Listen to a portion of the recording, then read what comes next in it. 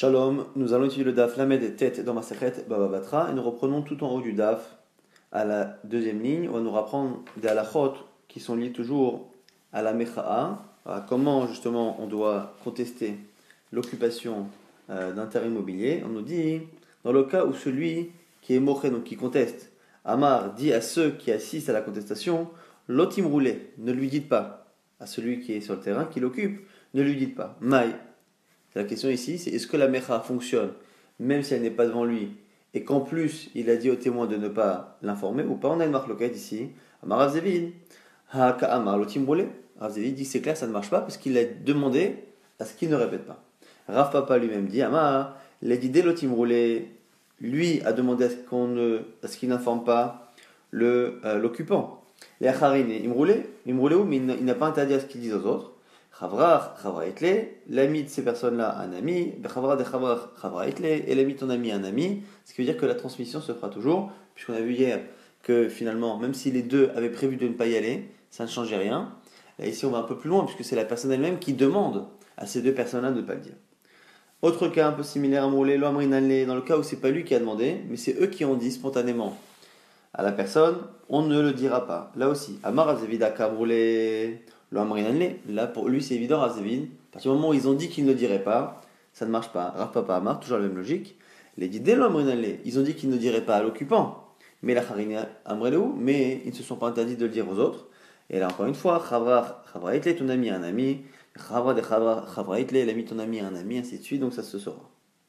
Dans le cas où il a demandé à Marlehu, l'otipukle ou lechushuta, ne sortez rien de votre bouche. Là, cette fois, c'est clair. Il a dit à 2 ou 3 personnes et il leur a demandé de garder le silence. Là, ici, on verra que Rav Papa ne s'oppose plus. Amar Zevid, Haka Amar, l'otipokle chushuta. Là, il a clairement demandé à ce que ça ne sorte pas du cadre de ces personnes-là qui sont présentes. Et donc, normalement, il a demandé à ce que la personne ne soit pas au courant. Donc, dès le départ, il a invalidé sa contestation. Amroulé, dans le cas où c'est eux qui disent l'homme afkinan shuta, dans le cas où eux disent on ne dira rien à personne. Il n'aura pas demandé, mais c'est eux qui le disent spontanément. Amar Rav Papa, Hakamre le l'homme afkinan mushuta. Rav Papa maintenant, c'est lui qui dit. Bon, là cette fois ils ont clairement dit qu'ils ne le diraient pas. Ravuna, cette fois c'est lui qui va plus loin. Ravuna bered Rav Yoshua Amar, Kol miltadelo ramya aled inish, Amarla, vela vadarate. Toute chose qui n'est pas imposée à une personne, et bien finalement, il peut finir par le faire. Donc là, à partir du moment où, selon Ravuna, le fils de Rav Yoshua, on n'a pas imposé aux personnes de ne pas répéter, ils ne se sentent pas engagés, et ils finiront sûrement par le dire, et donc ça finira par se faire. Savoir ce qui est un chilouche, parce qu'ici, on a l'air tout de même de prendre un certain risque par rapport à la mecha, et dans le doute, on atteste la mecha. Amar Rava, Amar Rav Nachman, mecha shelo befanav avia mecha. Alachon de Rav Nachman, qui est cité par Rava lui-même, mais de Rav Nachman qui dit qu'une mecha qui n'est pas faite devant la personne fonctionne. Et cette fois, Rava lui-même, qui rapporte la halakha de Rav Nachman, lui objecte en disant et tiver avalé Rav Nachman, Amar Rabbi Yehuda, lo amroulé, lo amrou shalosh shanim, et là, kede sheye ve'aspamia, ve'achzik shana, ve'elechu, ve'yodia'u shana, ve'yavo, les shana cheret. Rappelez-vous la Mishnah, qui disait que là où Chachamim pensait qu'entre deux régions dans lesquelles il n'y avait pas beaucoup de trajets de transport, on ne peut pas faire chazaka, Rav Yehuda dit que non. Le manque de transport, ni même la distance, ne sont pas un frein à la mecha'a. Pourquoi ? Parce que justement, Chachamim ont demandé Shalosh Shanim 3 ans de garder le document.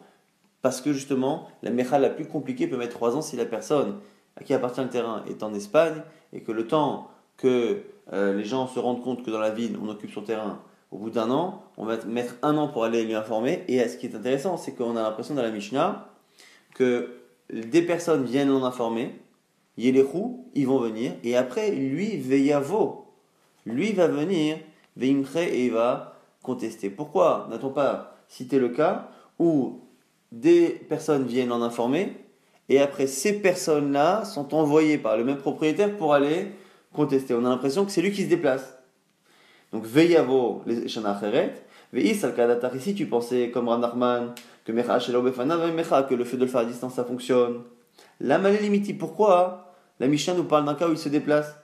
L'Etivatam, il a qu'à rester là où il est. Adurte, Velimche, il a qu'à rester dans son endroit. Velimche est contesté. Et Veilechu, eux, ils vont venir l'en informer, vers zéro, et après eux-mêmes, au pluriel, vont revenir contester en son nom. Alors, Rav Nachman se défend, il dit Atam, Aïtsa Tova Kamashmala. Non, la Mishnah ne nous apprend pas une halakha, mais une Aïtsa, un conseil. S'il veut récupérer à la fois la terre et à la fois surtout les fruits, c'est-à-dire les récoltes, l'usufruit, il ferait bien de venir parce que même si il fait que la mecha fonctionne à distance, comme moi je pense Rav Nachman, le problème c'est que s'il laisse passer les années, il aura une facilité à récupérer éventuellement le terrain, mais par contre récupérer les récoltes qui maintenant ont été consommées depuis plusieurs années, il aura peut-être du mal. Donc du coup Rav Nachman se défend de l'attaque de Rava. Alors, le problème c'est qu'ici encore une fois c'est Rava qui a objecté à Rav Nachman. Donc, mideka motive la Rava et Rav Nachman, si Rava a objecté à Rav Nachman en prenant la Mishnah, Miklal, de los virale. On a l'impression qu'il ne pense pas justement comme Rav Nachman que des mecha shel obefana que la mecha à distance fonctionne. Et pourtant Rava lui-même a dit que mecha shel obefana lui-même pense par ailleurs qu'une mecha à distance fonctionne. Donc comment se fait-il que par ailleurs dans le Davdir on a vu que Rava pense qu'une mecha à distance fonctionne, et ici lorsque Rav Nachman le dit il objecte avec la Mishnah. Pourquoi objecter sur une idée que lui-même a l'air de penser comme on a vu dans le Dav précédent? Elle me répond, c'est pas au même moment. Batar des Sham Amer Rav Nachman, Sara. Après avoir écouté Rav Nachman, il a pensé la même chose. Donc en fait, au niveau chronologique, il a entendu Rav Nachman dire cette halakha. Sur le coup, sa compréhension à lui Rava de la Mishnah l'empêchait d'être d'accord. Il lui a dit, mais attends, comment peux-tu dire que ça se fait à distance? Alors que tu vois bien que dans les mots de Rav Yehuda, on a l'air de déduire que une fois qu'il est au courant, il doit venir lui-même. Une fois que Rav Nachman a répondu, Rava s'est associé à l'avis de Rav Nachman. Maintenant, la Gemara nous rapporte un ma'aseh. Ashkechinu Rabbi Yossi Rabbi Chanina les talmidas de Rabbi Yochanan. Rabbi Yossi Rabbi Chanina, il a trouvé les élèves de Rabbi Yochanan et il leur a posé une question. Amar lehu mi amar Rabbi Yochanan mecha bechama. Est-ce que Rabbi Yochanan vous a enseigné devant combien de personnes devait se faire cette contestation? Et là-dessus, on va justement avoir plusieurs avis. Rabbi Chia bar Abba amar Rabbi Yochanan. Rabbi Chia dit au nom de Rabbi Yochanan que mecha bifnei shnaim, que Rabbi Yochanan aurait dit devant deux personnes. Rabbi Abba ou amar Rabbi Yochanan, Rabbi Abba au nom de Rabbi Yochanan, mecha bifnei shlosha, que c'est devant trois. Encore une fois, c'est une habitude que l'on a d'avoir des enseignements au nom de Rabbi Yochanan qui sont souvent contradictoires. Rabbi Yochanan a eu beaucoup d'élèves, Rabbi Yochanan a enseigné beaucoup de fois, et la profusion d'enseignements de Rabbi Yochanan et la profusion de ses élèves a fait finalement que très souvent on a des idées contradictoires en son nom. Donc du coup on a deux élèves de Rabbi Yochanan, un qui dit que Rabbi Yochanan demandait à faire la contestation devant deux personnes, et un qui dit qu'il a demandé devant trois personnes.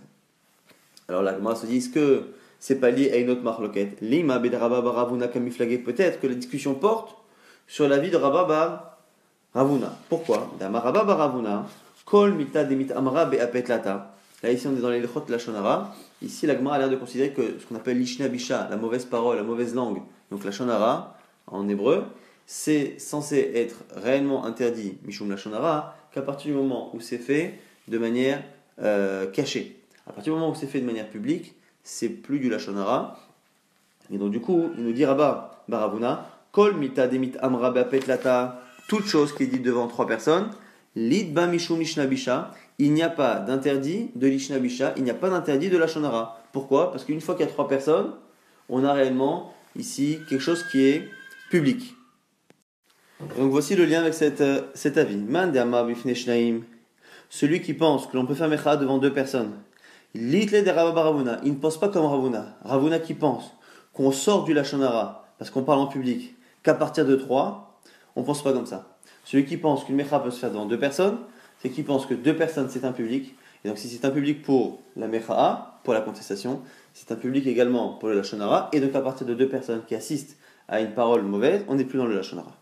Ou man de ama bifnei shlosha, et celui qui dit que justement il faut trois personnes pour la mecha, Itle de Rabba Baravuna, c'est parce qu'il pense comme Rabba Baravuna que on a affaire à une parole publique qu'à partir de trois personnes, et donc pour sortir du lashon hara, effectivement de la même manière pour sortir de quelque chose de privé, et donc pour entrer dans quelque chose de public, pour la mecha, la contestation, et faire une contestation qui est bonne.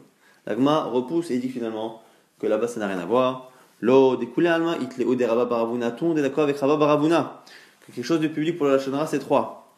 Ve'acha, mais peut-être la discussion 2 et 3 ici, beha kamiflagé. C'est là-dessus qu'on discute. Celui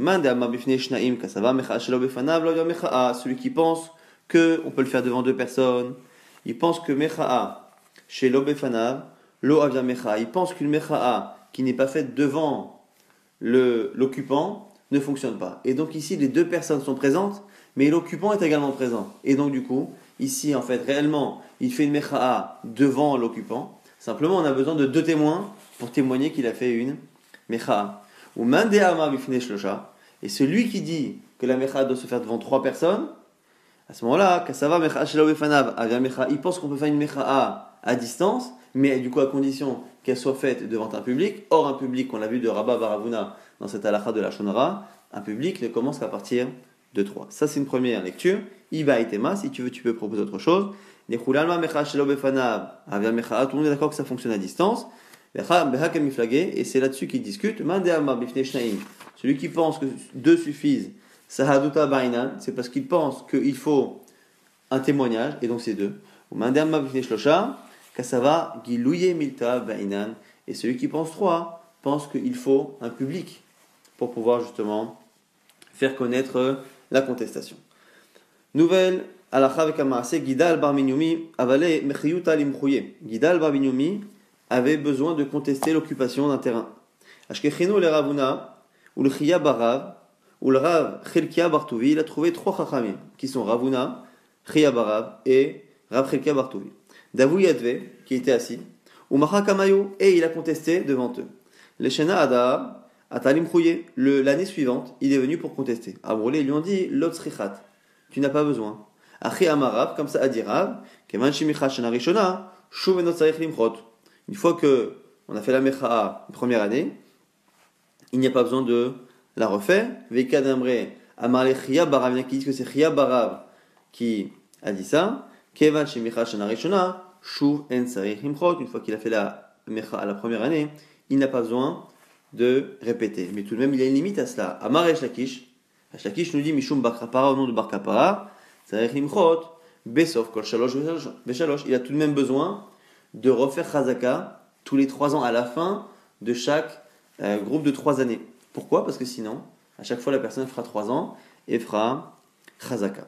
Alors justement, ici, on va s'étonner. On dit Tahé bar Rabbi Yochanan, V'chi Gazlan Yeshlo Chazaka. L'agma dit attends, c'est pas possible. Rabbi Yochanan dit qu'un Gazlan, un voleur, ne peut pas avoir de Chazaka. Rappelez-vous qu'une Chazaka ne fonctionne que si la personne argumente qu'elle l'a acheté. Mais quelqu'un qui est dessus en tant qu'occupant interdit, en tant que voleur, le fait qu'il reste 3 ans, ça ne change pas. Sous-entendu, à partir du moment où on a contesté une fois, il est considéré comme voleur, donc comment peut-il avoir Chazaka à un moment donné quand il reste 3 ans ?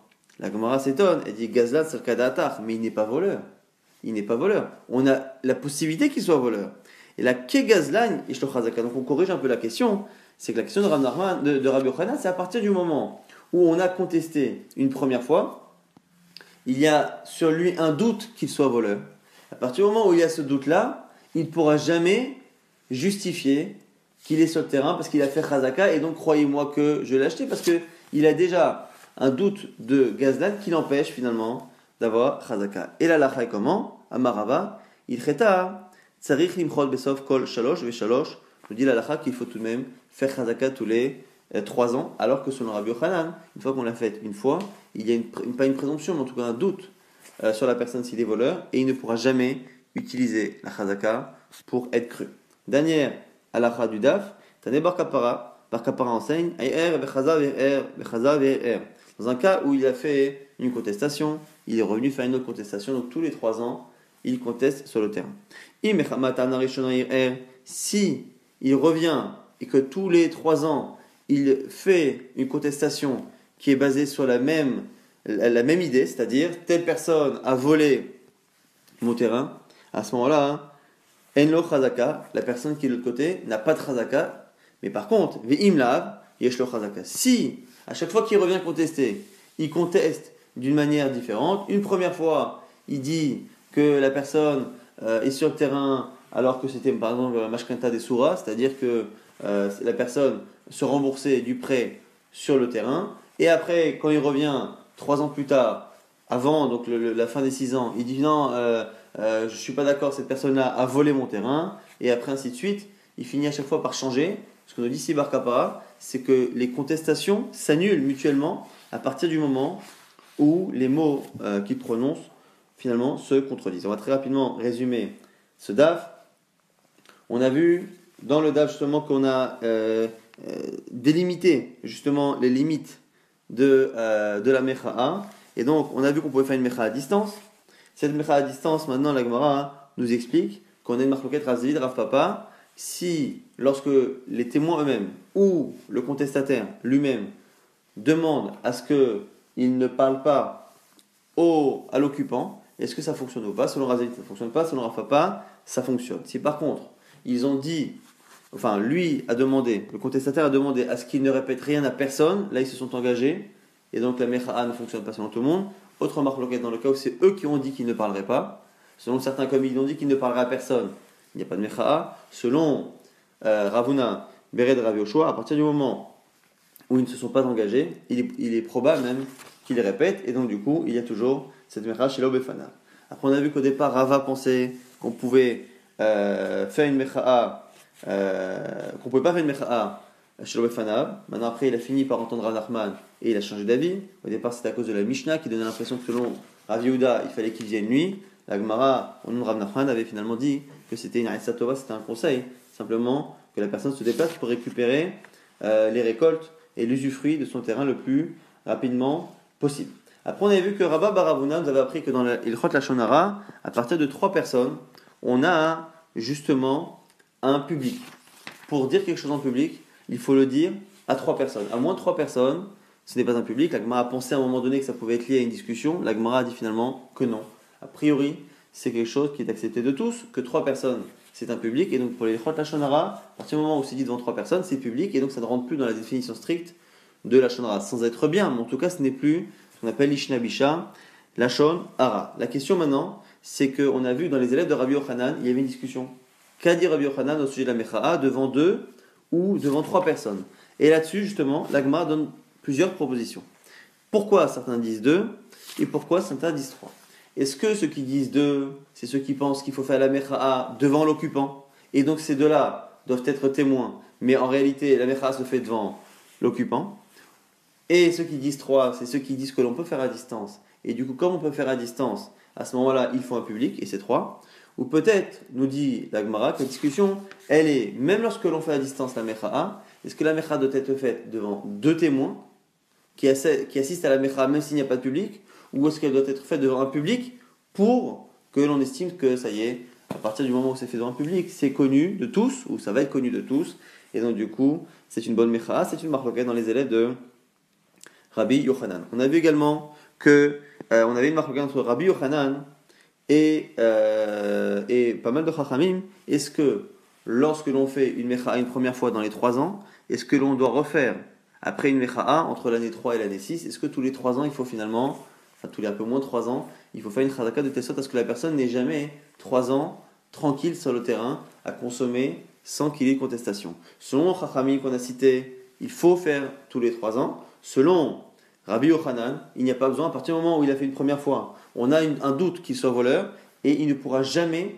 utiliser la chazaka dessus, comme on a vu pour par exemple les non-juifs, les Rav de Kochavim, qui ont une présomption qu'ils peuvent voler un terrain ou qu'ils peuvent mentir, ils n'ont pas de chazaka. Là aussi pareil, celui qu'on a accusé de voler une première fois n'a pas de chazaka. Maintenant la lacha est que oui, il faut faire tous les 3 ans. Donc le fait d'avoir fait une première fois ne fonctionne pas. Simplement, une condition de l'Ibar Kapara, c'est qu'il faut que les mechaot qui se suivent tous les 3 ans soient une même logique, une même idée. Si par contre, c'est à chaque fois des mechaot qui sont différentes, cela ne fonctionne pas, on considère qu'elles se contredisent. Et c'est comme s'il n'y avait jamais eu une mecha'a, et donc la chazaka de l'occupant fonctionne.